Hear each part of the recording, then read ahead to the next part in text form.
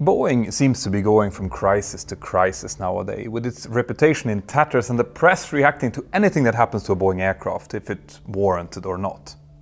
The plane just dropped. A major shakeup this morning at Boeing. There are serious allegations being made today against Boeing by one of its own engineers. But how did we actually get here? Now, most of you would have heard that the merger with McDonnell Douglas had something to do with it, but what?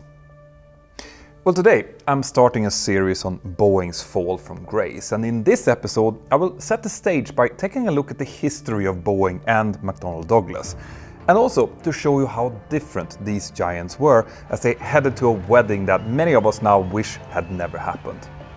Stay tuned.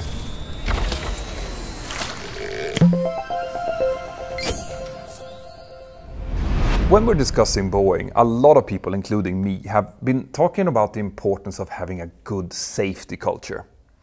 This is true for airlines, aircraft manufacturers and their suppliers in order to make sure that their work is transparent, consistent and above all safe.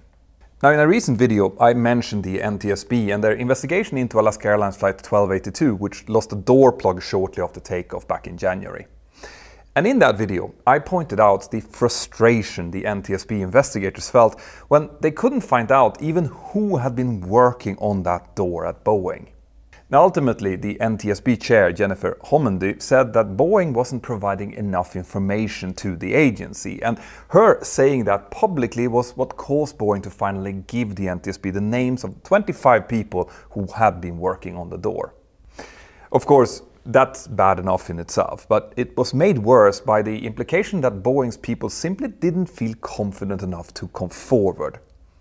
A separate FAA investigation into Boeing, which started a year before the blowout accident, showed that Boeing's workers were worried about retaliation if they spoke up, even for typical production problems, so you can imagine how they felt after an event like that.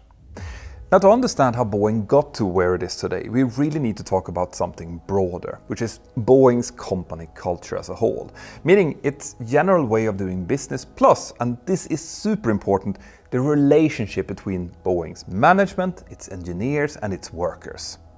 Because these attitudes and relationships used to be almost the polar opposite of what they now appear to be. And to appreciate that change, we have to dive a bit deeper into the history of both Boeing and McDonnell Douglas.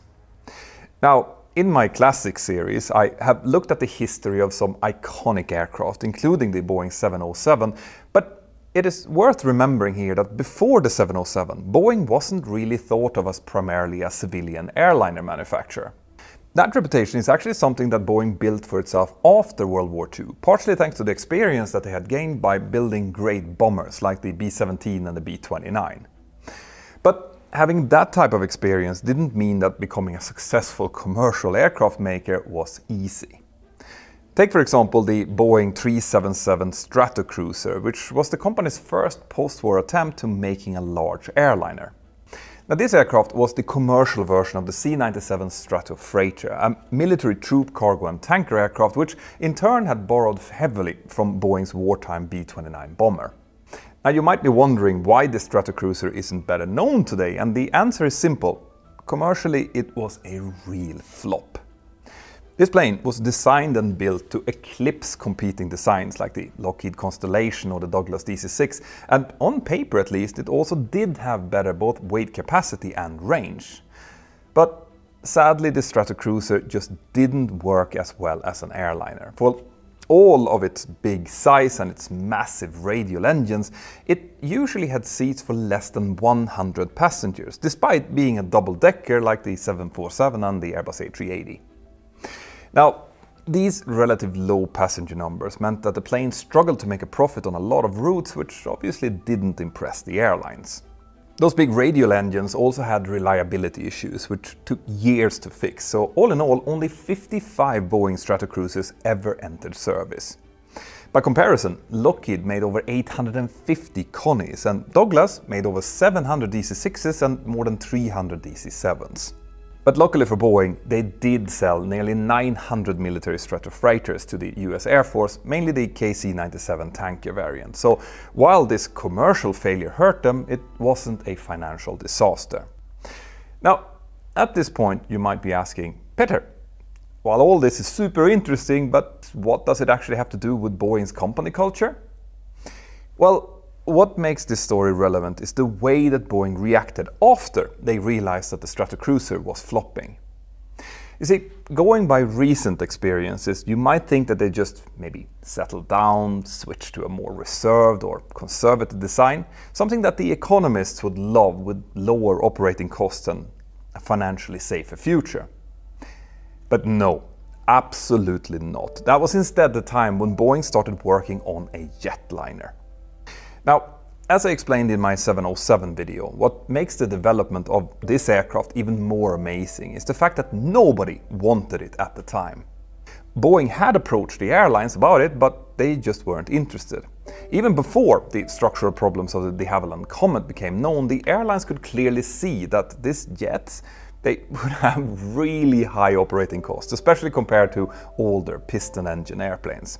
And remember, when this happened, Boeing's Strat Cruiser had just failed exactly because it was such a huge gas guzzler. But Boeing's engineers already had experience with building military jets like the B-47, and this meant that they knew that they could give a jetliner enough passenger capacity to make it financially viable, even if the high fuel burn of those early jet engines were there. So, even though no one wanted it, it had zero orders and they had just burned in another venture, Boeing management still went ahead and approved the development of the 367-80, better known as the Dash 80, back in April of 1952. And just to put that date into perspective, the first ever Douglas DC-7, which was a piston engine design, would fly a full year after the launch of this Dash 80, and Lockheed didn't stop building late versions of the Constellation until in 1958. This meant that Boeing's decision to build the Dash 80 was an incredible financial gamble, a true leap of faith, and it would cost them $16 million. Now that might not sound very impressive today, but according to the author Martin Bowman, those 16 million was 2/3 of all of Boeing's net profit since the end of the war. Luckily though, this turned out to be a very successful gamble. The Dash 80 is the aircraft that would become the prototype for both the military KC-135 and the legendary Boeing 707, the aircraft which would end up literally shaping commercial aviation for the rest of the 20th century. But what is really important for the topic of this episode is how and why Boeing's management took that super risky decision. And also, what kind of person was running Boeing back then? Was it a business school graduate or maybe an engineer? Well, as it turns out, it was actually neither of those. Despite what you might have heard, Boeing's heyday as an aerospace engineering giant came when the company was run by a lawyer. And I'll tell you more about that after this. Boeing has been hit by one problem after another lately, especially after the revelations brought on by an internal whistleblower in a recent Senate hearing. Now, when it comes to keeping up with the flood of Boeing news, I always initially rely on the sponsor of today's episode, Ground News. Ground News gives me access to over 50,000 sources from all over the world, covering basically every topic that you can think about, and that of course includes aviation. So, let me show you how they work, because it's quite ingenious. And if you want to follow through, then just go to ground.news/mentor. Here we can see that Ground News has got over 90 different sources covering this story, and that really gives you a clear picture of what's going on. As we can see here, 60% of these sources comes from centered-leaning outlets, meaning that the coverage is likely balanced and free of substantial political spin, perfect for objective research. But it is also cool to see all of the different viewpoints in one site, because that really gives you a taste of what people on both sides think. As we can see here, for example, this right-leaning article emphasizes personal responsibility and skepticism of government oversight, whilst this left-leaning one instead focuses on criticism of Boeing's response and the need for corporate responsibility. So, one story, two completely different viewpoints, which really helps finding a balanced assessment. So to try out Ground News for yourself and become more informed about the world around you, go to ground.news/mentor. This will give you a 40% discount on the subscription or let you try it for less than $1 this month. Thank you, Ground News. Now back to the video. When William McPherson Allen, better known as Bill Allen, was first offered the position of president of Boeing back in 1944, he flat out refused it. He just didn't think that he was the right guy for the job, since this was clearly an engineering company and he wasn't an engineer. Allen joined Boeing in 1925 and became a member of its board from 1930 and onwards because he worked for a law firm that represented the company. The previous Boeing president was Philip Gustav Johnson, who incidentally was an engineer but sadly had died suddenly in 1944. So the company needed a new president, someone who would transition it from a wartime military aircraft maker to a post-war military and commercial aircraft powerhouse. And selecting Bill Allen as the next Boeing president was the idea of the then Boeing chairman, Claremont Egvet. Now, Egvet himself was an engineer, but he had been with the Boeing company long enough to remember how they had struggled to switch gears after the First World War under the leadership of another engineer, Boeing's founder, William Boeing. Egvet believed that other senior Boeing engineers just weren't business-minded enough to guide the company through the same tricky process now in the 1940s, and he thought that Bill Allen had demonstrated great management skills when he was working as a corporate counsel on the Boeing board when the Boeing group had faced some legal and regulatory challenges. Eventually, Egvet convinced Allen that he would be the right man for the job when the time came, and as it turned out, this was an incredibly accurate assessment. Bill Allen became Boeing's president in 1945, and while preparing for his first day on the job, he wrote down the following few notes to himself. Be considerate of my associates' views. Don't talk too much, let others talk instead. Make a sincere effort to understand labor's viewpoint, and develop a post-war future for Boeing. He may not have been an engineer, but Allen turned out to be a good listener, a great manager of talent, which meant that he also earned the trust of his subordinates. Allen wasn't just the guy who authorized the build of the 367-80 prototype. Alongside that, he also oversaw projects including the B-47 and the B-52 bombers, and he was still running the company when they developed the 727, the 737 and even the Boeing 747. This was the period when the company earned its reputation as an engineer's paradise. Bill Allen himself handled the strategic side of things, while he put engineers in charge of each program so that they could design the very best aircraft they were capable of. Boeing also had a great reputation as an employer for mechanics and all of the rest of their employees at the time, but of course there were some occasional problems, with some disputes and strikes that were dating back to before World War II. And also, keeping the company afloat immediately after the war, when all of the military contracts were cancelled, did involve some really painful redundancies, so it was far from all roses here. But on the other hand, Boeing's management in the years that followed seemed to inspire a sense of loyalty in its workers, which was quite rare at the time. You see, during the war, there had been stories of engineers and other workers in many companies sleeping in cots at the factory floors, but at Boeing there were similar stories even in peacetime. For example, when Boeing launched the 747, it had to build an entirely new factory for doing that from scratch. And that factory, by the way, is today the biggest building in the world by volume.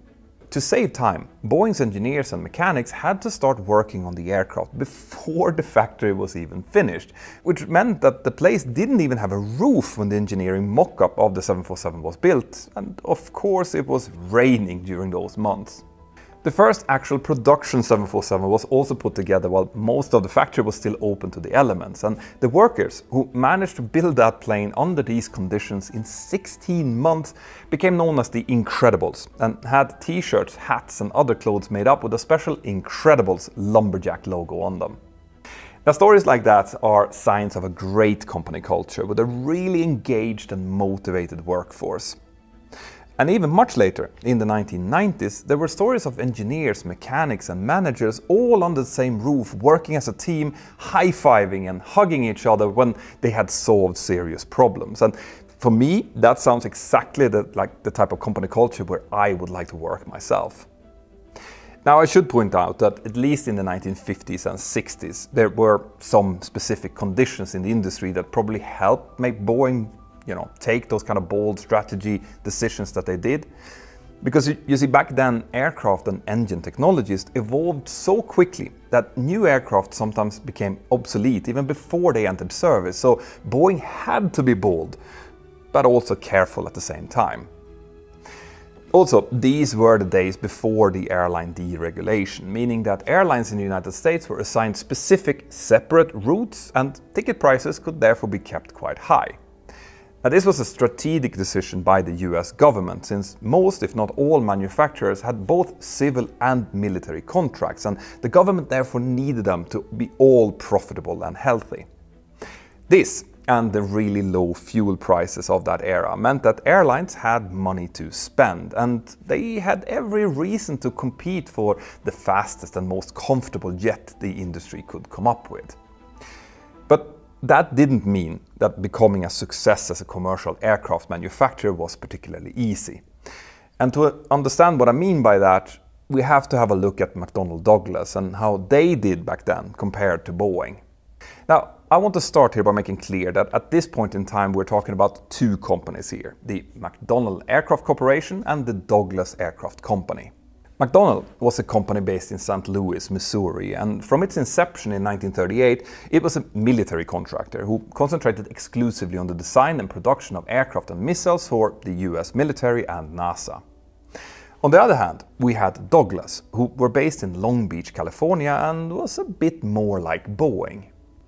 They made aircraft for the military, especially early on in their history, but later transitioned to the commercial market with the legendary DC-2 and then DC-3. Now at this point I should mention that these two activities, making military planes or airliners, have some really big differences between them. Scale is one of them, where commercial aircraft generally sell in bigger numbers, although that wasn't necessarily as true back in the 1950s and 60s. But more importantly, these two markets usually differ when it comes to who pays for the development of a new aircraft design. With civilian airliners, the aircraft manufacturer usually foots the bill, maybe with some help from its key suppliers. But by contrast, when developing a military aircraft, the manufacturer usually charges a price to its launch customer, which includes all of the development costs of the aircraft. Now that often goes really badly wrong. When, for example, a country's air force initially orders, let's say, 300 jets, and then later cuts that order to just 150 to save some tax dollars. That's when they normally quickly find out that the total cost then doesn't go down by half, since the development cost still stays the same. Now, I am obviously oversimplifying things a little bit here, and there are definitely exceptions on both sides. There are military planes that a company developed as a private venture and airliners whose development was paid for by a launch customer. But the point is that military contracts are generally safer, or at least give a much quicker return on investment for the manufacturer. On the other hand, the military market also tends to be a little bit less stable. So, for example, when a military contract ends and a manufacturer fails to get the next one, they could be in for a really long downturn. And obviously, something like the end of World War II would hit a military-only aircraft manufacturer really hard. And as for makers of civilian airliners, as I explained in a recent video, they generally take 7 or even more years to develop, and then often need another 7 years to pay for themselves, and even longer than that. So before the merger with McDonnell, Douglas found themselves in some real financial trouble. A big reason for that seemed to have been that the company just wasn't as bold as Boeing were with launching new aircraft designs. The DC-2 and the DC-3 had been amazing aircraft, but the evolution from these to the 4-engine DC-4, DC-6 and DC-7 was fairly conservative. After the war, both Boeing and Douglas were getting military contracts which they used to boost their commercial developments. But when, for example, Boeing developed swept wings and podded engines for their large military jets like the B-47 and the B-52, which they could then use in the Boeing 707, Douglas simply evolved its wartime DC-4 with bigger radial engines and pressurization in order to make the DC-6 and the DC-7. Now, the Douglas DC-8 jetliner eventually sold reasonably well, but it only got a fraction of the sales of the Boeing 707. The DC-9 also sold well, even to a point where it actually worried Boeing a little bit, but Douglas was then behind on deliveries and could really use someone to buy them up. Someone with some money to spend. At the same time, McDonnell wanted a way into the airliner world, so they ended up buying the cash-strapped Douglas, which led to the formation of McDonnell Douglas on the 28th of April 1967. So actually, that's exactly 57 years before this video was released. But in terms of new passenger jet designs, the McDonnell Douglas partnership didn't really bear much fruit at all. Technically, the DC-10 was launched after the merger, although Douglas had been studying it for quite a while before that, and the MD-11 was really just a derivative of the DC-10, while the MD-80 family was a similarly updated and enlarged DC-9. Maybe you start to see a pattern here. Now, McDonnell Douglas did work on a number of other projects, including a twin-engine version of the DC-10 with a shorter fuselage and a greater wingspan, and they also studied variations of smaller fuselage diameters too. But ultimately, none of those projects went ahead. So, why was that then? Well, the answer seems to be because the McDonnell Douglas chairman, James McDonnell, or Mr. Mac, basically just said no. Despite airline interest into those projects, Mr. Mac just wouldn't greenlight the funds needed to launch them. Now, in his excellent book Air Wars, Scott Hamilton explains that the McDonnell management in St. Louis never really understood how the commercial aircraft market really worked. And crucially, even after the merger with Douglas, the two companies continued operating somewhat independently, except that McDonnell held the money and therefore also called all the shots. So while the merger likely saved Douglas from bankruptcy, it also meant that the company now couldn't make its own contracts with suppliers or deal with customers anymore. Now, even a potential deal to collaborate with Airbus in 1976 was shot down from St. Louis. Can you imagine how the history would have looked if Airbus was the one who ended up merging or at least working together with McDonnell Douglas and not Boeing? But to be fair here, the Douglas management, who was still based in Long Beach, was routinely making overly optimistic and unrealistic presentations and projections. And that led the McDonnell management in St. Louis to conclude that they, Douglas, just couldn't or shouldn't be left to their own devices and take any decisions. The ultimate result of this was that the merged McDonnell Douglas never really designed an original airliner. To the very end, they only made derivatives of existing designs with whatever improvements they could add retroactively, mainly in engines and avionics, with the only new large jet they ever made being the military C-17. By contrast, in less than 19 years, between 1964 and 1983, Boeing introduced 5 different aircraft types: the 727, 737, 747, 757 and 767. And that was despite going through the painful Boeing bust in the late 1960s, which I will look further into in another video. In the 1990s, Boeing then had to abandon the promising 7J7 replacement for the 737, and they instead launched the 737NG. But they also launched the 777, which was an incredible engineer's aircraft, and it was also a design that showed how successful a potential twin DC-10 might have actually been, if McDonnell Douglas would have had the balls to actually do it. Now, McDonnell Douglas actually did look at launching a big jet in the 1990s, which was going to be a 4-engine double-decker, very similar to the Airbus A380, which they dubbed the MD-12. But it too went nowhere, which was probably a good thing given what happened later on to the Airbus A380. But what happened when Boeing and McDonnell Douglas eventually merged, and why did they even want to merge in the first place? Well, that is what I will talk about in the next episode in this series, which will come next week. Let me know in the comments below if you have any questions about this one, or you can also join my Patreon crew and discuss this directly with me in our next hangout. I would love to hear from you. Stay tuned for next week and have an absolutely fantastic day. Bye-bye.